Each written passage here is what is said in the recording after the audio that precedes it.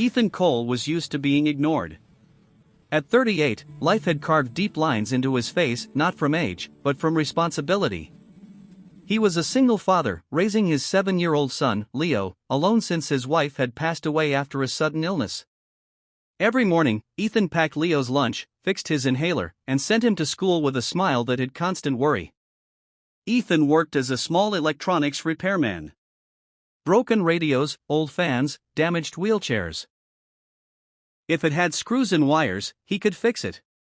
The money was never enough, but his heart never complained. One afternoon, Ethan received a call that made his hands shake. Leo had collapsed at school.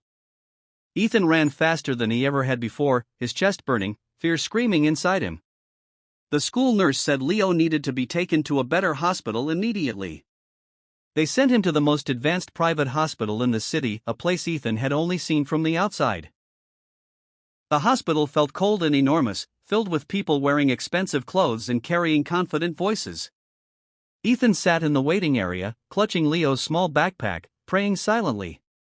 That was when he noticed her. A little girl sat alone near the hospital's indoor garden. She was around 10 years old, her legs resting motionless on a wheelchair. Her eyes were fixed on the floor, as if she was afraid to hope. No nurse. No parent. Just silence. Ethan didn't know why, but something pulled him toward her. "Hello," he said gently, keeping his distance. "Are you waiting for someone?" The girl looked up slowly. "I think so," she whispered. "What's your name?" "Lily." Ethan smiled. "I'm Ethan." They sat quietly for a moment before Lily spoke again. "Do you think legs remember how to walk?" The question hit Ethan like a punch.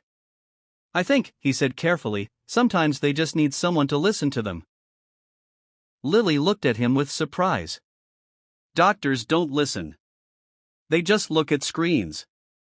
Over the next few hours, Ethan learned Lily's story.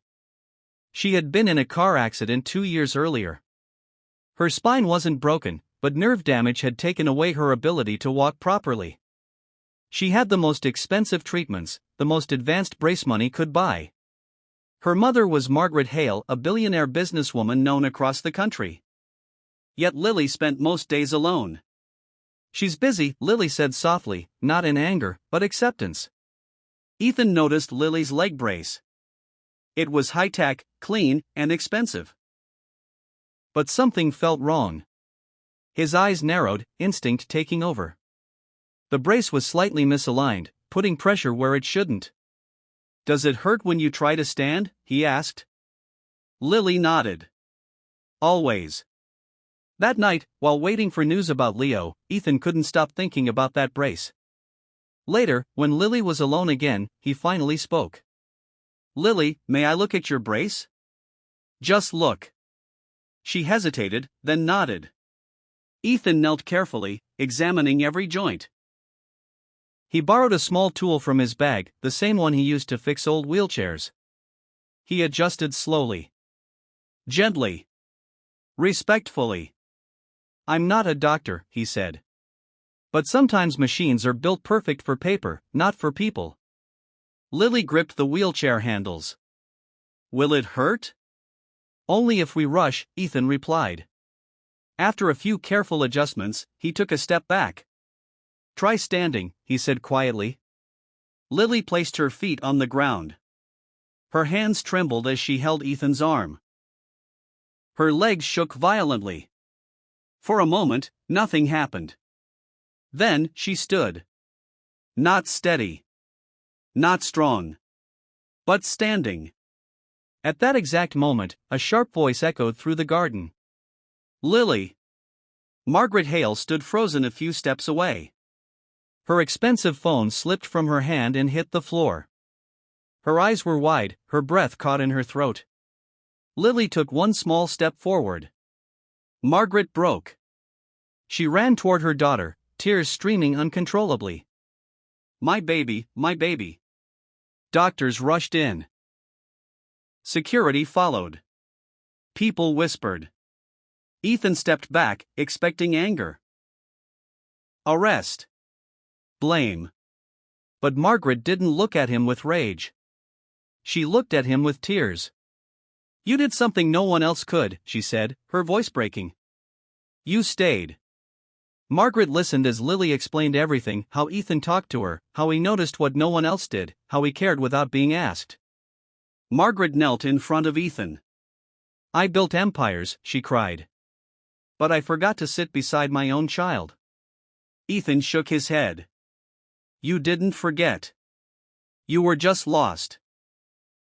In the days that followed, Lily began real rehabilitation, this time with people who listened. Margaret cancelled meetings. She stayed. Leo recovered too. When Margaret learned about Ethan's struggles, she offered him money. He refused. "I didn't help for payment," he said. So Margaret did something different. She built a free rehabilitation center for disabled children who couldn't afford treatment. She named it after the man who reminded her what humanity meant. The Cole Foundation. Months later, Lily walked onto a small stage, unaided. The crowd stood and clapped. Leo sat beside Ethan, smiling. Margaret stood next to them, wiping tears from her eyes. "I thought power came from money," she whispered. Ethan smiled softly. "It comes from kindness." And in that moment, three lives, once broken in different ways, stood whole together.